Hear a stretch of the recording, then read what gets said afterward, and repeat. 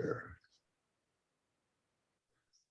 Okay, it's Saturday morning. Dr. Bernardo came off his deathbed to work with Nicole Lefferts in order to have this presentation recorded so that my gifted and talented class on Tuesday nights can have this in their pocket forever as to see what a model PowerPoint proposal might be.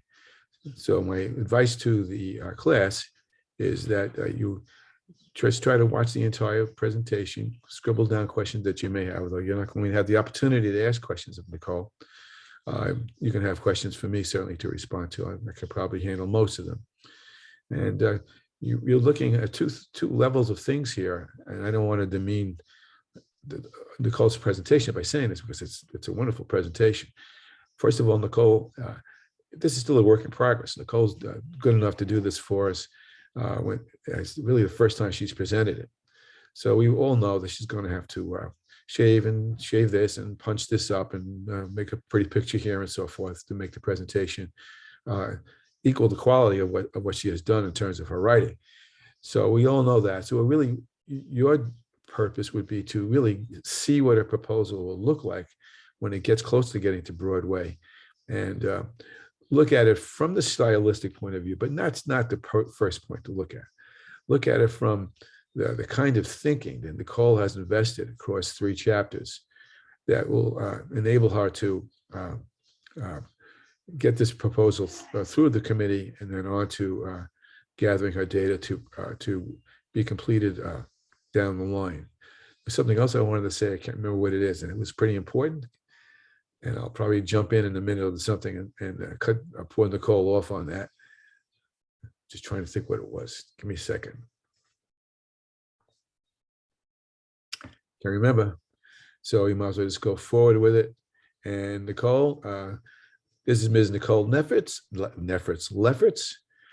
used to live in Ozone Park for a little while, and there was a boulevard called Lefferts Boulevard.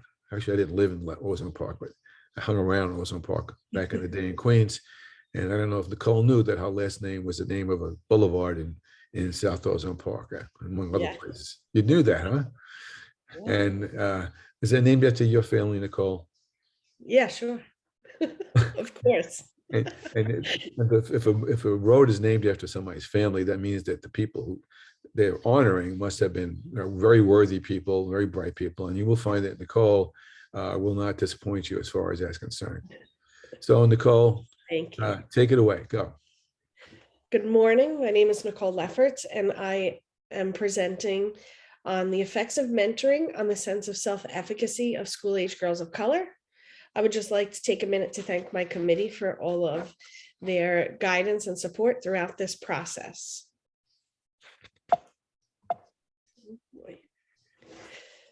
The purpose of this explanatory sequential mixed methods case study is to determine the extent to which participation in a mentoring program affects school-age girls of color sense of self-efficacy.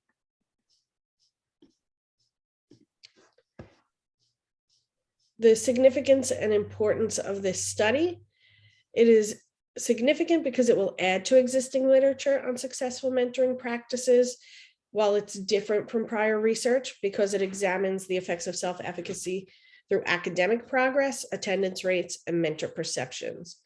It's important as there's a gap in literature in understanding how participation in a culturally responsive mentoring program may have positive effects on girls of color.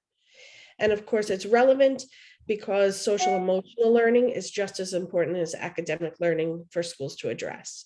The findings of this research may influence other school districts to adopt culturally responsive mentoring programs.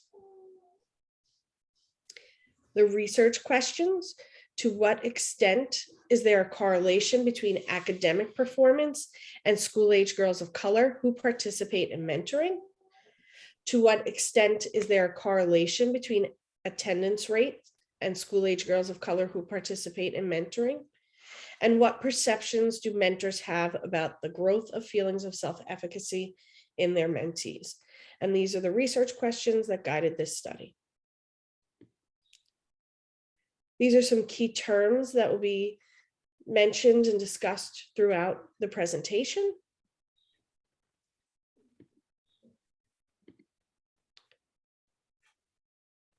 The theoretical frameworks that guided this study is critical race feminism and self-efficacy. So first, critical race feminism was born from the critical race theory, which focuses on the advancement of marginalized groups and has been influential to education. Critical race theory scholars notice that women of color have multiple identities and face multiple oppressions, both as women and as people of color, but their perceptions often went unnoticed in scholarly research. There are 6 tenets of critical race theory: permanence of racism, whiteness as property, counter storytelling, counter narratives, and majoritarian narratives, interest convergence, critique of liberalism, and intersectionality. Intersectionality addresses the way racism interacts or intersects with other identities and differences. Critical race feminism is closely related to critical race theory's 6th tenet of intersectionality. This aims to address the intersections between race and gender and to give a voice to women of marginalized groups. Critical race feminism states that racism is a fundamental part of US society, that women of color have their own voice to describe experiences of their own oppressions, and that women of color experience multiple consciousness.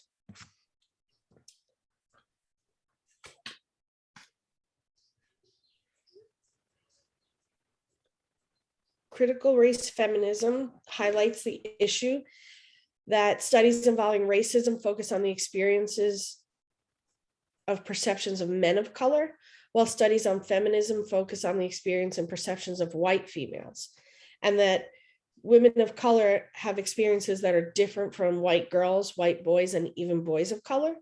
It's a useful framework for addressing the experiences of girls of color in their educational spaces, to change the focus of these studies from their deficits or shortcomings to their resiliency and their strengths.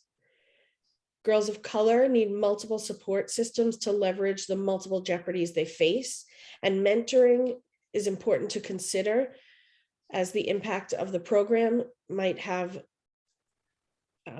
affect the experiences and perspectives of girls of color. Self-efficacy refers to one's beliefs about his or her personal capabilities of producing desired outcomes in different situations.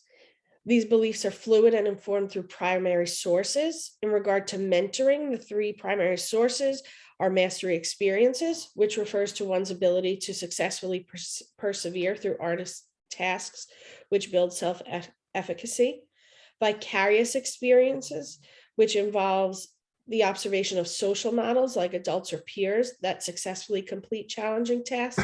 This influences self-efficacy as they observe the critical thinking skills and strategies others employ. And the 3rd primary source is social persuasion, which involves increasing self-efficacy through verbal persuasion and encouragement by others.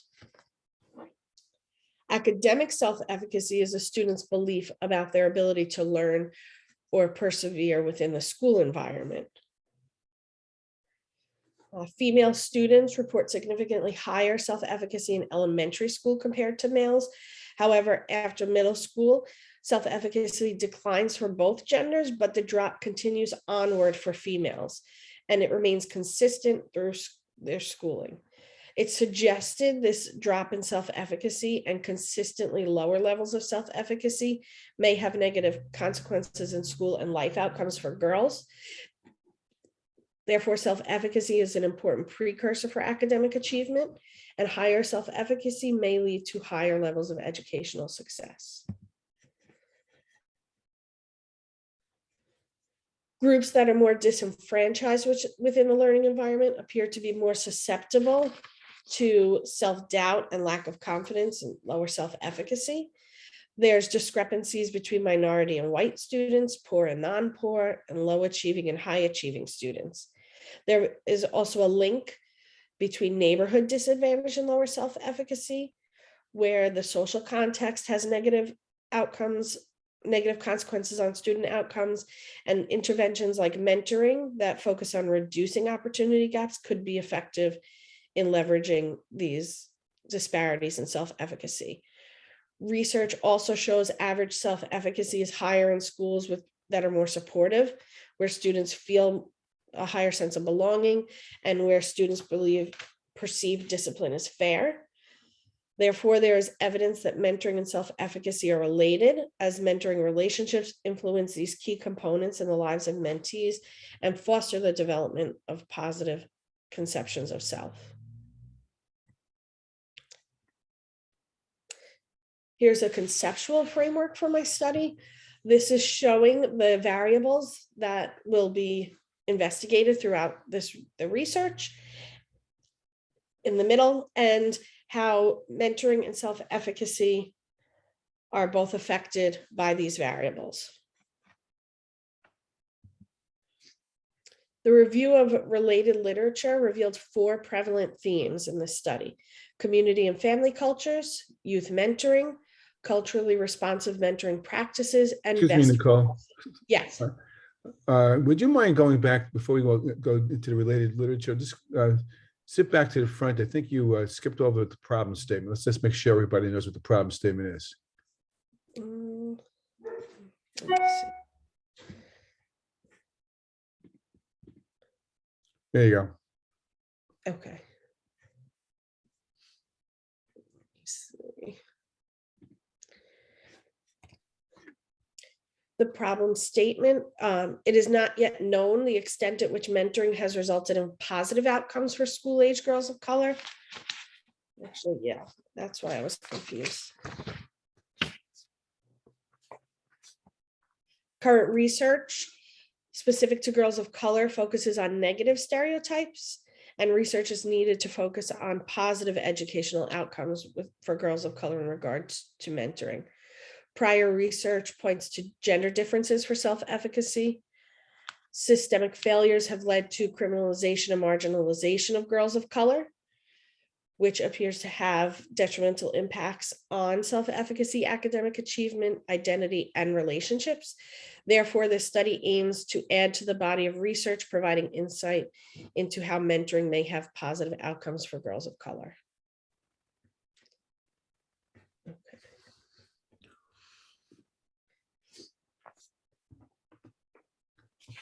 Okay, I interrupted your flow a little bit there. So now you're back into looking at your related literature, and it looks like you have 4 themes there.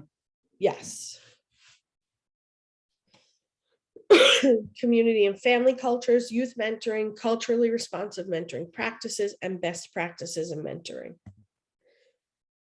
In regards to community and family cultures, girls of color are more likely to live in economically distressed neighborhoods with fewer public resources and under-resourced schools. Onyeka Crawford found that girls of color need culturally responsive learning environments and encouragement to be in touch with their racial identity and have greater engagement in schools. Thompson found that mentored youths from very low socioeconomic status neighborhoods benefited the most from mentoring program participation, but experienced greater environmental risks.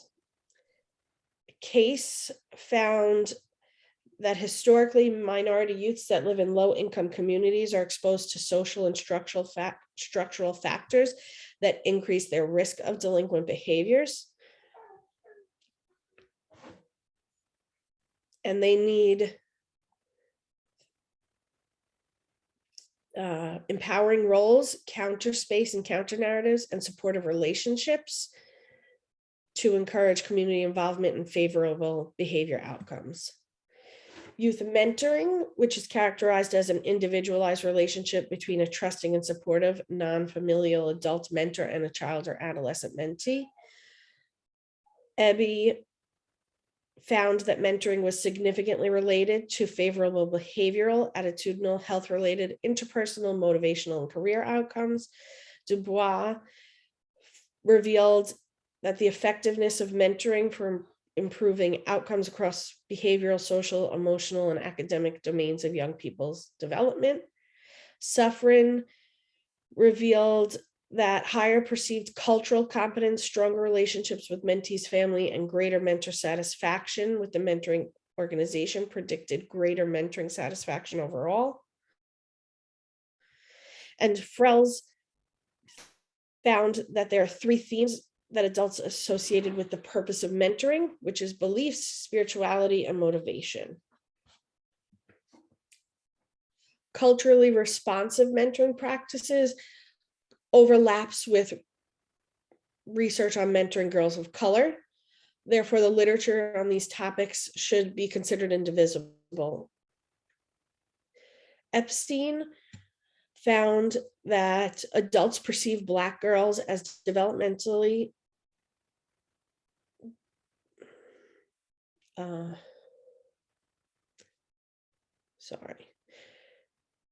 as more adults than their white peers during critical periods of healthy identity development, which leads to the belief that they require less nurturing and support, and which may inhibit their access to school leadership and mentoring opportunities. Alvarez found that mentors need to support mentees of color by fostering relationships, engaging in respectful discourse, being respectful of cultural behaviors, teaching mentees to navigate relationships with others, engaging in discussions of personal and professional identity, teaching effective management experiences, and recognizing the role of racial identity. The needs of students of color are unique and directed guidance in schools. Kaiser found that Black girls have three main needs for their programs that develop partnerships with parents and families, that adults who will advocate for them and teach them how to advocate for themselves, and for mentors who share their racial identity. Brinkman's findings suggest that both girls and staff members in mentoring perceive that forming a relationship and having meaningful conversations is important for building a positive mentoring relationship. Pfeiffer found that mentors' ethnic identity exploration and commitment predicted higher levels of minority mentees' ethnic identity exploration. And Sanchez found that it is important that mentoring programs include training to help mentors support girls of color in their ethnic identity development, as positive ethnic identity is important to healthy development. Gibbs, Gray, and Harrison found that there's a contrast between best practices in schools versus the realities that Black girls experience in schools. So it's suggested schools create safe spaces for Black girls to grow. Carter Andrews' study found that provided insight into how to meet academic, social, and identity needs of Black girls in schools, and to develop and implement educational policies that are equitable and affirming to Black girls. Muno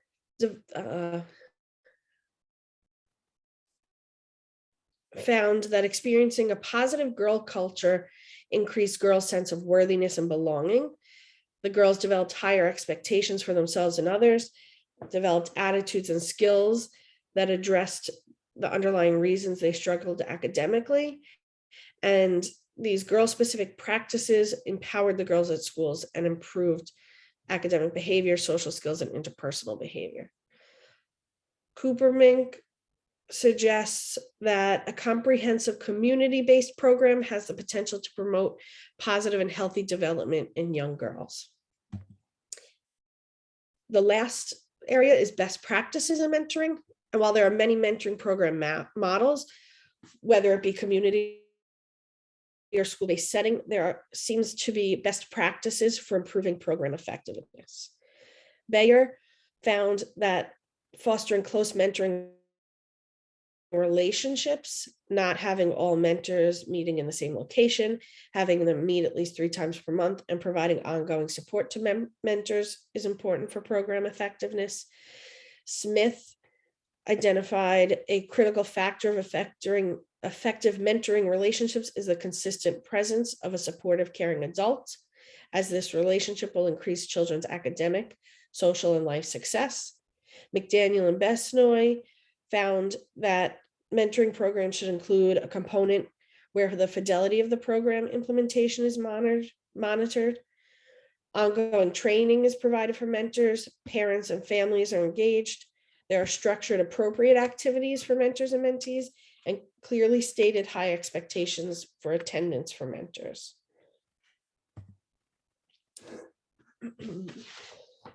Now I will outline information about the research methods, settings, participants, data collection, and analysis procedures. This study will take place in a Title I elementary school in Central Suffolk County in a TSI school. TSI is a targeted support and improvement school. Schools are identified as a TSI school if one or more student subgroups performs at a level 1 on a combination of indicators. The indicators to measure school performance are student academic achievement, student growth, academic progress, English language proficiency, chronic absenteeism, graduation rates, and college career and civic readiness. TSI schools must develop a school improvement plan, including at least one school-wide improvement strategy that is reviewed each year. The goal of this system is to achieve equity for all students. And this particular school was targeted for students with disability subgroup, as well as English language learners subgroup. The participants in this study are the mentees. They're not active participants.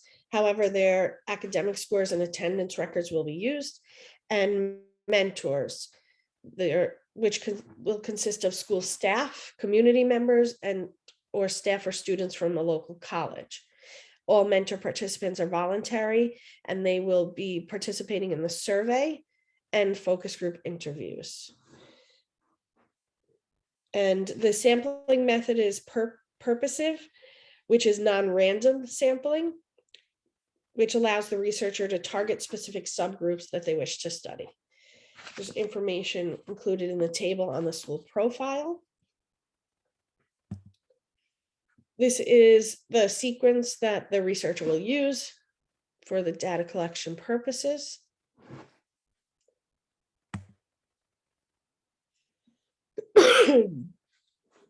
So the quantitative data that will be collected for the mentees will be the academic and attendance data using STAR 360 reading assessment and student attendance. Due to COVID-19, academic data will not be used from the 2020 to 2021 school year, as schools were operating on a hybrid or virtual model. Student data from the 2021 school year would not be representative of student growth and progress during a typical 5-day in-person instructional model, nor would the attendance data be applicable. For the mentor survey, the survey will assess mentors' perceptions of the program effectiveness and their mentees' self-efficacy. Sorry. The survey will be proposed and validated by phase content validity, and then further analyzed in SPSS. The survey will be emailed via Google Forms. All survey responses will be anonymous, and the data will be collected and analyzed in SPSS. A means analysis, tentative conclusions will be drawn from the data and will be used to develop the focus group interview questions. Sorry. Focus group interviews can be used to collect shared understanding from several individuals and to get views from specific people. They're advantageous when interviewees will likely yield the best information and when participants are cooperative.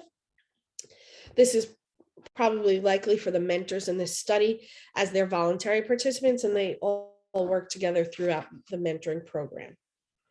The focus group will consist of 4 to 6 voluntary mentor participants. The semi-structured interview questions will be developed from the research questions and based on conclusions that may be drawn from the quantitative data, the mentee academic and attendance records, as well as the mentor survey results. Interviews will be conducted in person at a time and location that's convenient for the mentors and will be audio recorded for transcription purposes. The data will be coded for themes, patterns, and discrepancies.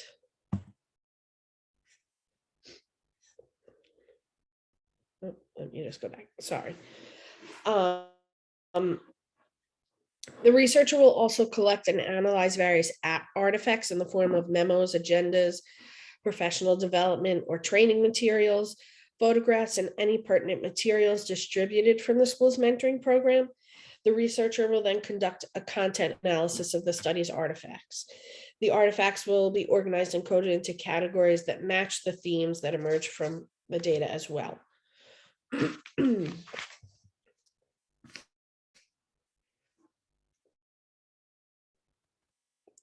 The validity for quantitative data is using quality instruments, analyzing the data, and employing procedures that reduce threats to validity.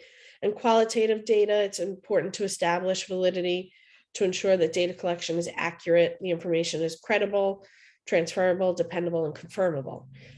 For the purposes of this study, the survey will be analyzed with face content validity as well as SPSS.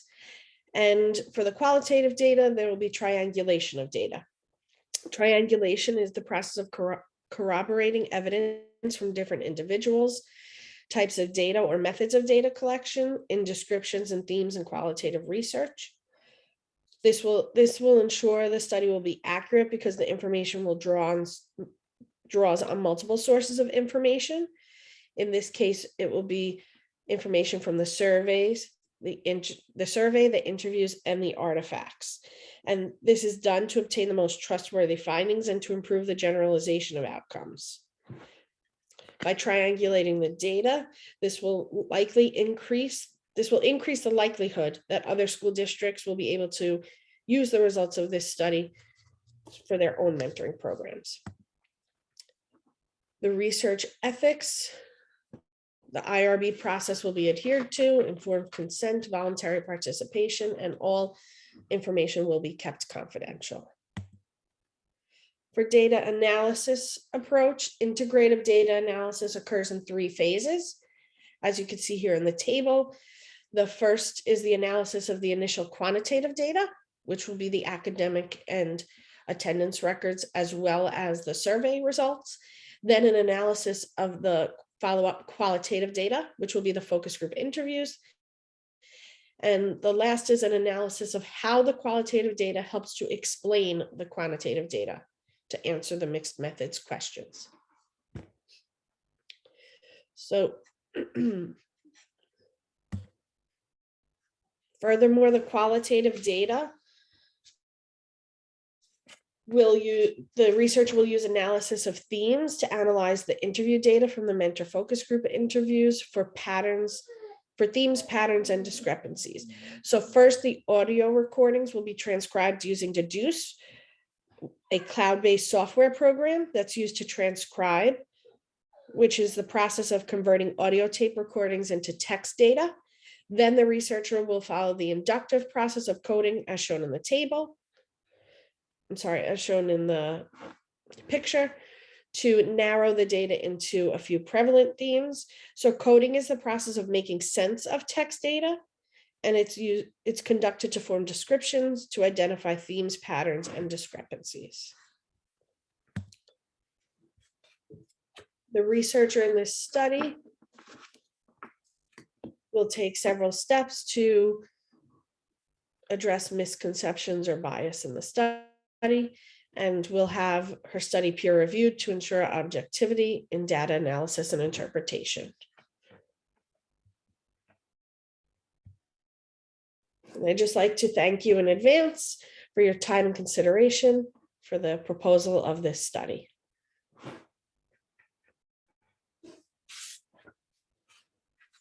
Okay, thank you very much. On many levels, thank you very much. And so for those of you watching this video for the first time Tuesday night, what would happen after that would be we would ask questions. The only question I would probably ask her, I'm not going to ask Nicole to answer this question now, it's unfair to ask her, I think, is which of those 4 themes does she think dominates the conversation in terms of the issues that she's trying to solve. But that's something she and I will talk about another day. And so whatever other questions you would like to ask of her, you'll ask of me on Tuesday night, and I'll pass a few of these along to Nicole just to give us some practice as far as that is concerned. And Dr. Annunziata, who's our actual mentor, will then ask her to leave the room, so to speak, and in a cyber kind of way. And then the committee would talk, and the committee sees really the committee, in the broadly speaking, in three ways, has three choices. One is to say, no way, the study is not even close to being worthy of moving forward. Start again. I've seen it happen maybe twice in all the times I've been doing this in two colleges, but it's one of those possibilities. The second point would be, this is the God's answer to everything we ever needed to know about mentorships of girls of color, and there's not a hair on the head of this that needs to be changed. And that happens about as often as the first piece happens. There's always something to be changed, which would be the third choice, which is to say, okay, Nicole, maybe we want to shorten up the research. I think she and I have already spoken about that, because she did a wonderful job with the research. Well, there's two ways to look at it. She did a wonderful job in the research in her actual chapter 2, which the committee will have read. And then she did a wonderful job of summarizing the research in its PowerPoint, but it's probably a bit more than what a committee would be able to digest, especially in view of the fact that we will have read the chapters prior to the presentation. But those are just incidental kinds of things. And then really what I want the group to do is to kind of process all of what Nicole has offered us today, and see what you take from it in terms of your own needs. And then we'll piggyback from that up the road. And Nicole, how highly I think of you, and of how much I think of the work that you've done and will do. And I actually think this is a really powerful topic, and she's got her arms around an elephant that needs to be controlled, so to speak. How are you really going to help these kids through the circumstances that they're part of? So with that, I'm going to say thank you very much to Nicole, and I'm going to stop the recording at this point. Nicole, stay on. Okay. Then we don't have to record it for the group because